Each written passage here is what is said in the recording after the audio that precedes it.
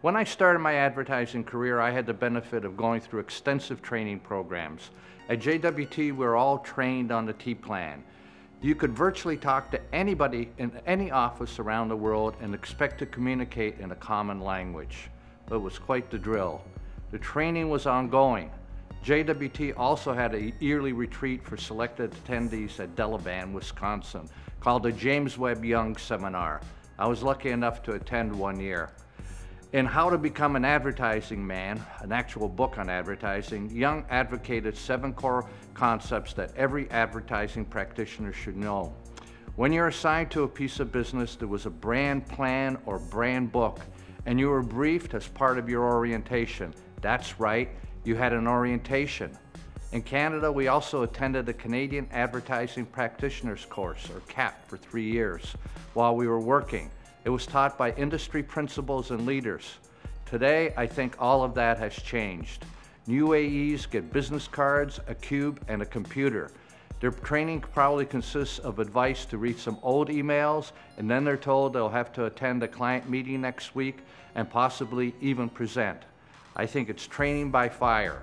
There are also less levels of account management to train people today because many layers have been eliminated. There's less mentoring, fewer people to bring them along, and probably less time spent on the idea overall. Today, to succeed in the advertising industry, you have to bring yourself along. It's basically all up to you to chart your course. Being a self-starter is incredibly important. So what are the skills that make a successful AE today? We all have a pretty good idea of the tangible skills. They are in the job description. Microsoft Excel, social media, PowerPoint proficiency, schooling. But what about the intangible skills? These are very difficult to assess and never appear on a resume. When I would ask supervisors or managers at many different agencies how a person was working out, their response would always be the same. They get it. It was a universal response, whether I asked somebody that question at an agency in Canada, in Chicago, or California. They get it.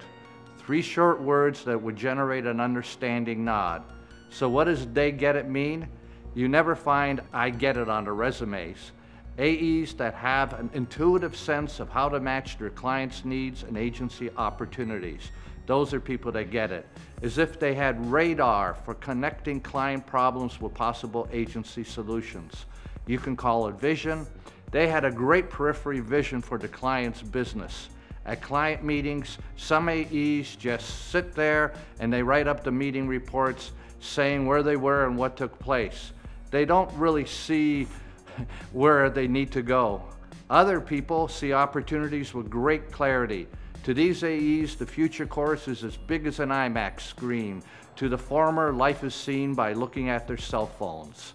An effective and successful AE is not an order taker. Sure, they give the clients what they ask for, but they're always looking for opportunities to sell clients what they need.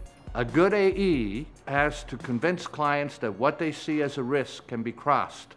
If clients embrace risk, they'd be working for agencies. A good AE is hard to find. Invest in them and train them.